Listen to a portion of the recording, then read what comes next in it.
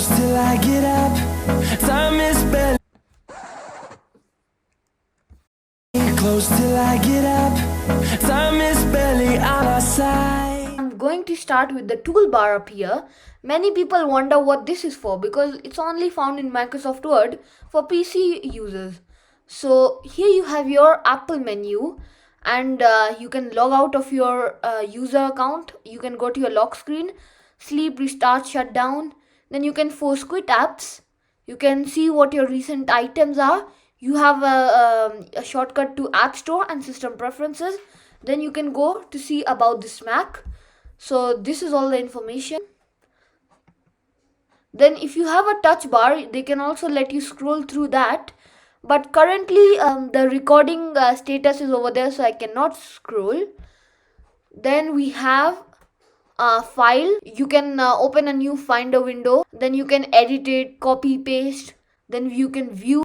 Then you can go to all these options on Finder. You can open a new window. You can ask for help. And this is a record button. Since I'm screen recording, this is for the emoji keyboard. This is Bluetooth, Wi-Fi, battery. This is the date. I don't know what this means because I just switched to Indian calendar. You have a search button. It searches your whole Mac for anything. So for example, I type in dog. So the Labrador Retriever, that document comes up. Then you have the time, as I said before. Then you can also call Siri, or you can just use Hey Siri, and it didn't pop up this time.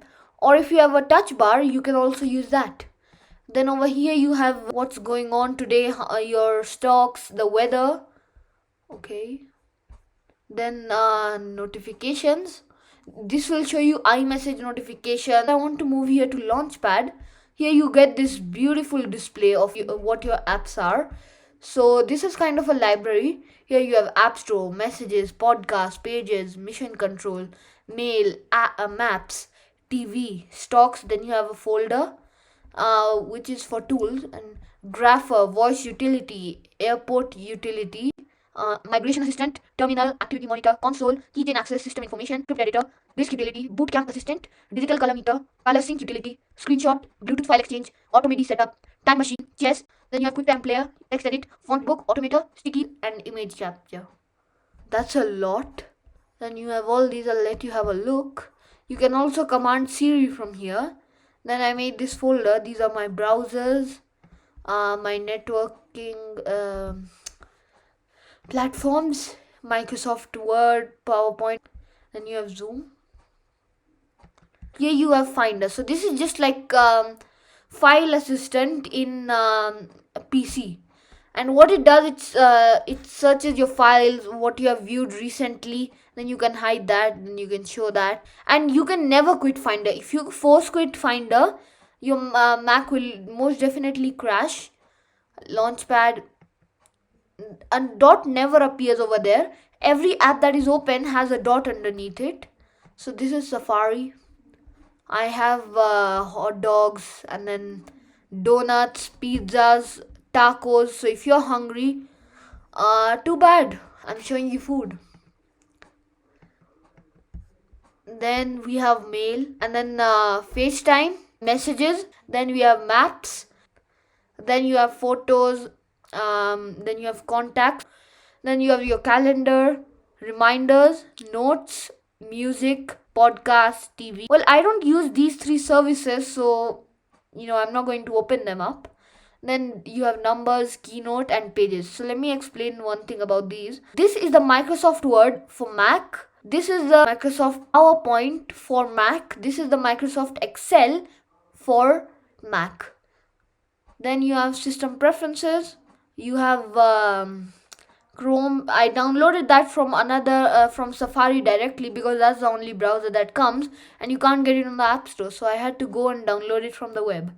Then there's one notification there. It shows it like that. Let me just quit iMovie right now.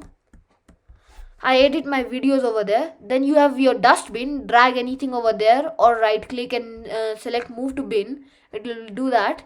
And then once you have something filled here, you just press this button. Then press make sure.